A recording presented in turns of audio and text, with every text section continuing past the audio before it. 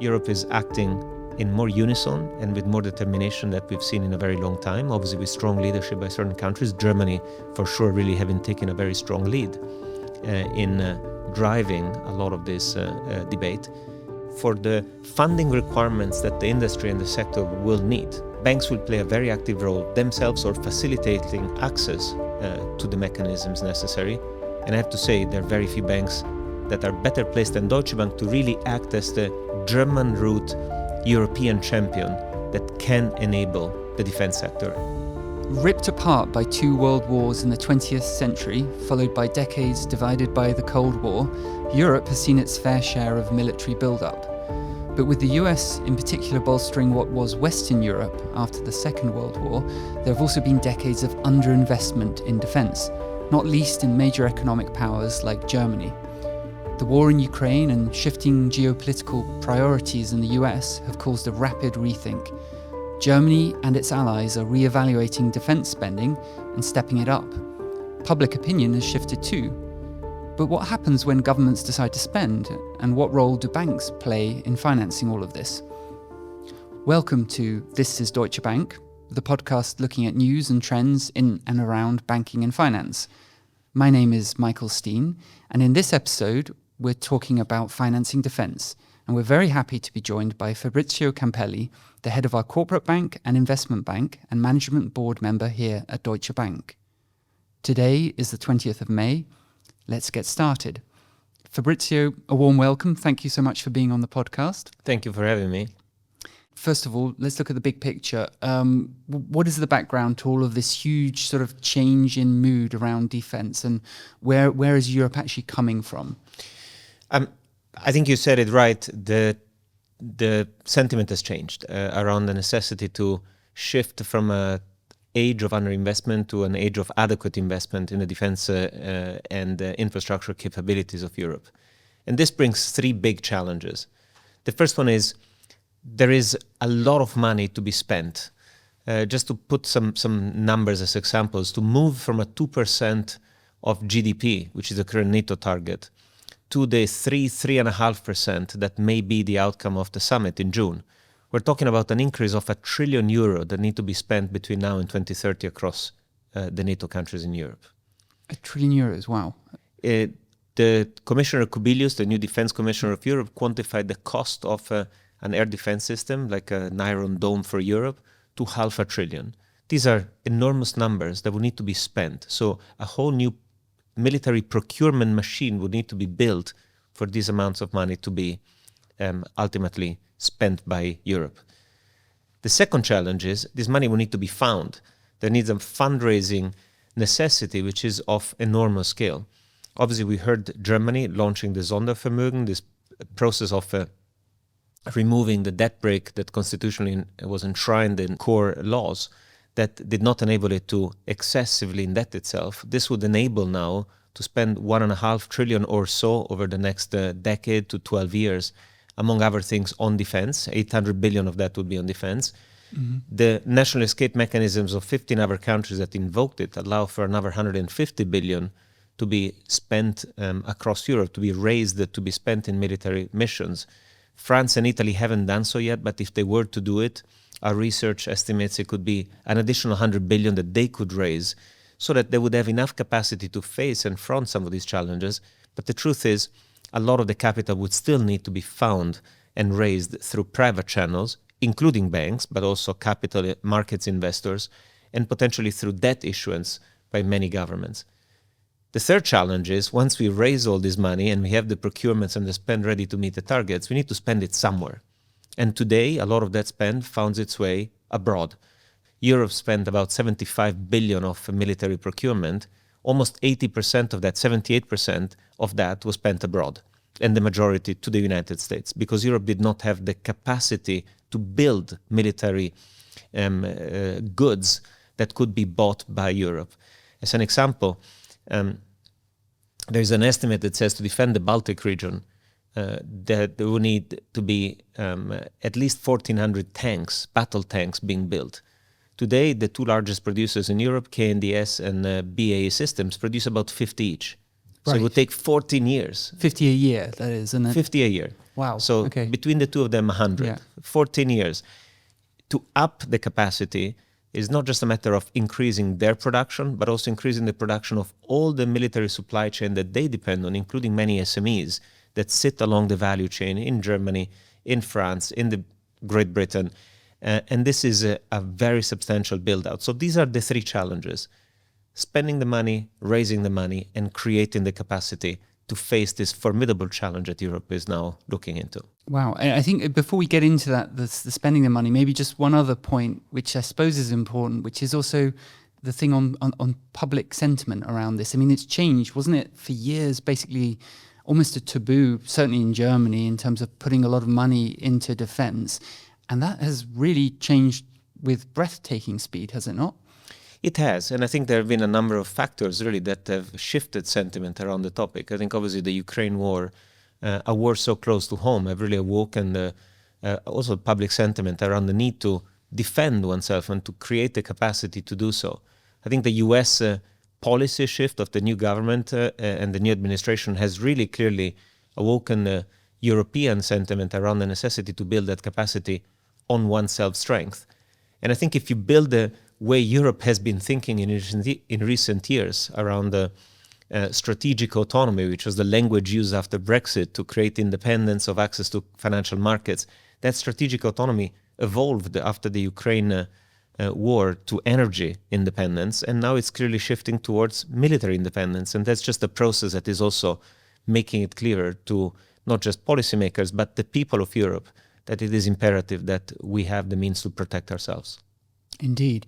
And now you talked already about the huge sums of public money that are becoming available. And you touched on it a little bit, but let's delve into that a bit more. The role of banks, how does private capital play a role here? And particularly when we're talking about such a huge investment need. I mean, I'm thinking about the example you gave with the tank building capacity. So there's a huge amount of money that's theoretically available. Then there's how do banks get involved, and then how does that translate into building up an industry? They're very interconnected elements. Today, if you look at Europe, about 75% of all the corporate funding, so the amount of funding that corporate needs to invest, to advance, to operate, comes from banks.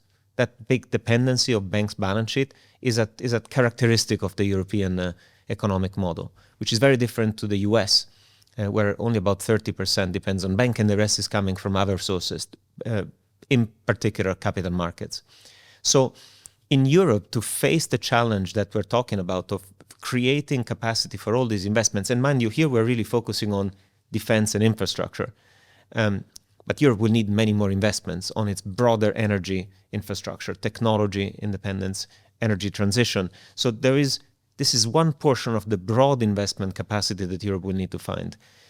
Depending on banks only will not work. On the traditional bank lending is a model that will not work. So simply not enough capacity there. Not enough capacity, rules and regulation that actually force banks to hold a lot of capital rather than deploy it for lending to maintain prudential requirements. So the model will simply be too constrained if we were to rely on the current setup. So there will need to be an expansion of available capital. And this is where public and private sources will play a role. Public in the sense that there will be much investment coming from public sources or supported by public sources. For example, export credit agencies providing support to private companies to enjoy the credit agency support in their procurement outside of the union for their own source of supply of goods. Mm-hmm. Or significant risk transfers that may have the sponsorship of large public entities to effectively provide a de-risking of the lending, reducing the cost of lending through public support. On the private capital, there will be two big sources. One is obviously banks continuing to do their financing job through their traditional lending businesses. The other one is capital markets. Today, the capital markets picture in Europe is very fragmented, which leads to that representing such a small portion of total corporate funding. But if we look at what the Commission is promoting, which is a vast and more deep use of capital markets, for example, through the Savings and Investment Union, this would open up the potential for many more investors to be able to put their money and put their investment capacity to work in this sector. This is now where banks can play a massive role. On all three fronts, public money, obviously bank funding through lending and providing access to capital markets, banks can play and should play a pivotal role. And here, by the way, Deutsche Bank is one of the very few banks that on all three fronts is perfectly positioned today. We are the number one bank in originating public debt through the SSA, the supranational agencies. So that means issuing bonds on behalf of states. Correct. Yeah. We work with the debt management offices of many governments around Europe and beyond to help them when they issue new bonds to find access to investors. Mm-hmm. We are also one of the largest capital markets banks in Europe. We have very large ECM and DCM franchise providing access to primary markets both for debt and equity.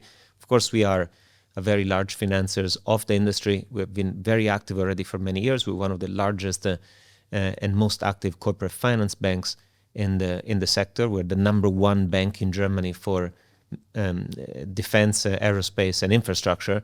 We're the number 2 bank when it comes to defense across Europe. We've advised on many European deals on defense, including IPOs of. We've done 2 of the 3 largest military IPOs in Germany that have occurred in the last few years. So we are very active. Our commitment of capital is very elevated. We have this mid-double-digit billion amount of funding that we provide to the defense sector. So for the funding requirements that the industry and the sector will need, banks will play a very active role themselves or facilitating access to the mechanisms necessary.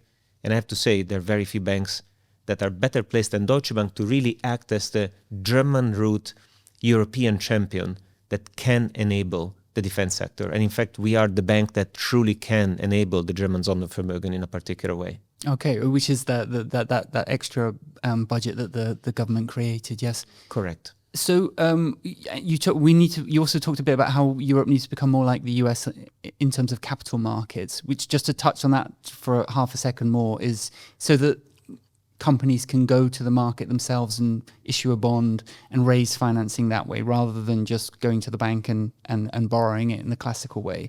And the point you're making is we do both. Can you talk to me a bit about the structure of the defense industry? You talked about it already a bit, that it's quite fragmented in Europe. Our CEO had an opinion piece in the German newspaper Handelsblatt recently, touching on the role of these small and medium enterprises as the backbone of defense. Can you characterize the sector a bit, and what does that mean in terms of helping finance it? It's one of the strengths of Europe that we have an industrial model that is so reliant on small and medium enterprises rather than few very, very large players. It creates diversification, a lot of innovation, but it also can create problems when it comes to the ability to access capital, particularly in a continent that has historically not developed such a strong equity culture where investors invest so much in equities, and partly because our capital markets are very fragmented. We have 27 capital markets for equities, as opposed to one large market like in the US. And for a similar, not quite as large economy, we have a fragmentation of our investment infrastructure, of our listing requirements, of the languages, of the tax regimes, of the insolvency regimes, that makes it very hard for us to enjoy a single large pool of investment capital across the whole region that could be deployed in support of many sectors, including the defense, aerospace, and infrastructure sector. And as a result, we have many SMEs that really struggle to get access to capital markets. If you have one very large pool of capital, you can actually create access to capital at all stages of development of companies, which is what happens in the US. There's a thriving venture capital market. Even smaller companies can access the public debt market by issuing corporate bonds. In Europe, it's less common because the market is so fragmented that capital tends to gravitate to the larger players. I see. So SMEs, therefore, rely heavily on banks. What can be done? I think you referred to the opinion piece of our CEO. He was specifically saying the Basel III regulations, the prudential regulations that have been introduced for banks in Europe, are aiming at providing a so-called output floor that basically limits the amount of lending that can be provided through internal risk assessment of how risky those SMEs are by banks. And that limitation has been suspended until 2032, but then it will ultimately kick in. And we advocate for the fact that actually we should encourage European banks to be able to lend more to SMEs, not to limit the confidence with which they can lend to small and medium enterprises.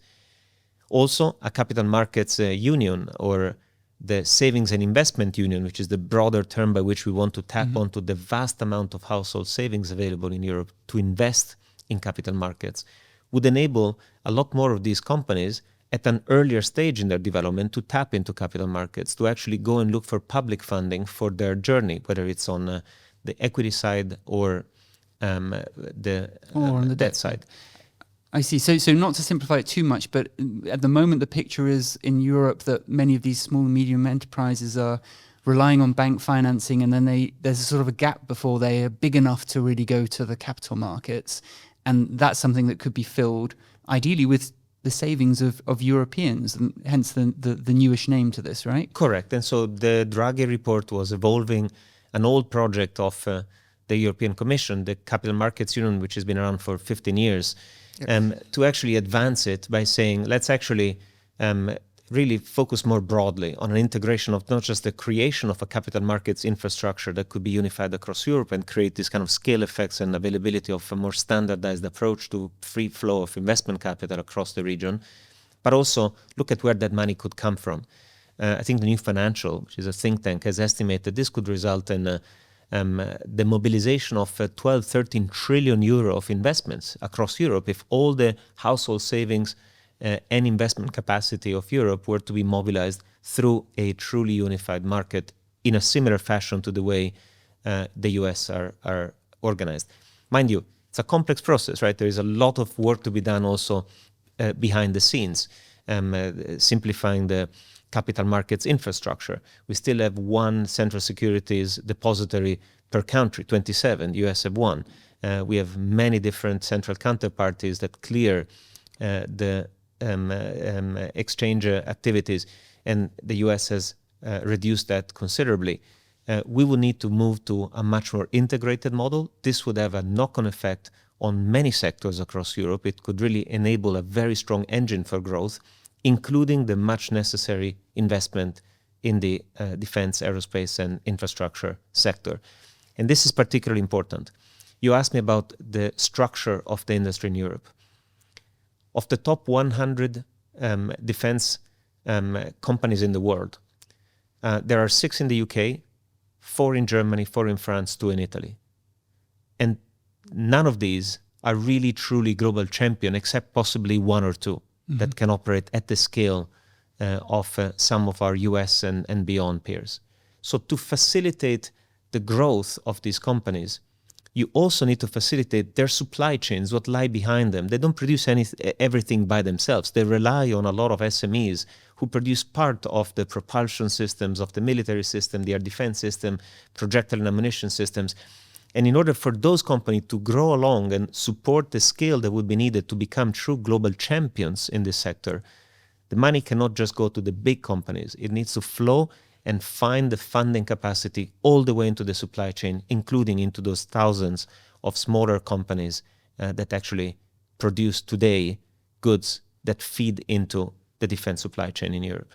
And that's a mix of established smaller companies, but also startups and so on. I think you alluded to as well the difference with the US. Exactly. And a lot of when you look at traditional warfare, a lot of the things we think about when you think about defense spend is pretty traditional things. Air, fighter jets, and sea, big frigates, aircraft carriers, land, battle tanks, infantry vehicles. But a lot of the new warfare is shifting towards electronic warfare, cyber and cyber security warfare, drone and very light battle systems that have a completely different supply chain, rely a lot more on innovation, on the deployment of AI. Some of this does come from startups that are bringing new technology into the space. And so this continuously feeding innovation will be a key factor in the success of the European sector. And if you look at some of the most successful startup companies in the US in the defense sector and the trajectory they're enjoying, that speaks to the fact that we do need to create the capacity for investment in SMEs in Europe, not just as a way to feed the supply chain of larger players, but also to continue to innovate in what will be a very dynamic sector for the next decade or two. Fabrizio, thank you. That's fascinating. And I think as we can hear, there's a lot changing there and a lot of, I suppose, hope really after, as you say, the capital markets union idea been around since 2012-ish or so. But maybe this time it's happening?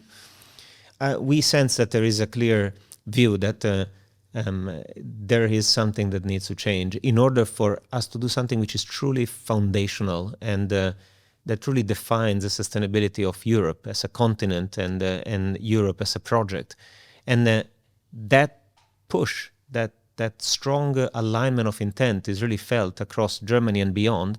And we do hope that this will be the action that is needed, the stimulus that was needed to also unlock some of the obstacles that existed around the capital markets union, savings and investment union, and beyond. Also the simplification of some of the rules, the facilitation of capital flow for investors. So today, because of ESG rules are unclear on whether they can or cannot deploy capital in certain sectors.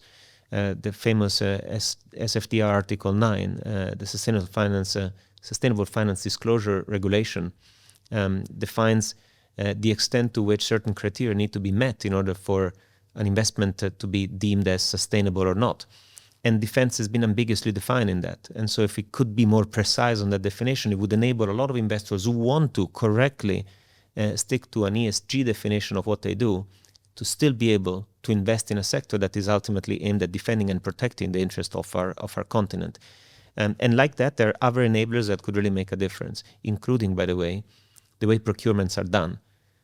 Today, there is so much fragmentation because it was never a priority to create very aligned military systems across Europe. And so you had certain coalitions being formed around the way we operate fighter jets today. And the next generation has different countries partnering up to create new systems of partner jets. We have very, very fragmented systems of battle tanks. We have 12 different military vehicle systems. The US have one battle tank system. It was famously, we provided, in support of Ukraine, 10 different types of howitzer systems, which obviously created a lot of logistical complication for the receiving end. These are all things, the NH90, which is the Airbus helicopter, the epitome of collaboration across Europe in the production of a military helicopter, is produced in so many variants that is obviously increasing cost and reducing the capacity for large, repeatable contracts. And if you think about also from the perspective of an investor or a bank financing, if you had larger, more repeatable contracts, it makes that a more bankable company to face off against, as opposed to one contract for a very specific type of defense good that may not be repeated for a long time. So there are a lot of improvements that can be done. I think against all of that, Europe is acting in more unison and with more determination that we've seen in a very long time, obviously with strong leadership by certain countries. Germany, for sure, really having taken a very strong lead in driving a lot of this debate. And I have to say, Deutsche Bank, as the obviously preeminent German bank, with all the investments we've made in the past, with our commitment to the sector actually not being anything new, but something we have been doing for quite some time, with strong credentials in terms of business we have been doing. But also if you lay out what are against a defense supply chain, all the products that would be needed in support of everything we discussed, raising the funds, spending the money, creating capacity, funding growth, Deutsche Bank actually in its product portfolio has the perfect mix of available services that can truly support the development of the sector. Thank you so much for those insights. Now, before we let you go, there is one last question which we ask all our guests on This is Deutsche Bank. Nothing to do with the topic, but what is one thing that you're dedicated to in your daily life? What am I dedicated to? I am, I have to say, what really drives me and I'm really feeling a lot of passion for is Deutsche Bank. I've been here 21 years. It's a company that has given me a lot. I see how great it is, what impact it can have. And at times like these, I really feel there could be no better place to be dedicating so much of my energy, so much of my effort, So I come to work every day as if this was my first day of work, and I feel that truly is energizing what we're going through as a company, coming out of a long period of transformation and now really reaping the benefits of being back a profitable, growing firm that can cater to the needs of so many, including at times like this of such historical significance, being able to play just in this space is something that excites me. I'm deeply passionate about, and I feel very much dedicated to it. Okay, thank you. Thank you for sharing some of that excitement, which really comes across. So thanks a lot for being on the podcast today. And thank you for tuning into This is Deutsche Bank. If you enjoyed what you heard, please do subscribe wherever you get your podcasts from and leave us a comment. Do let us know what you'd like us to cover in any future episodes, and we'll be back next month. In the meantime, take care und bis bald.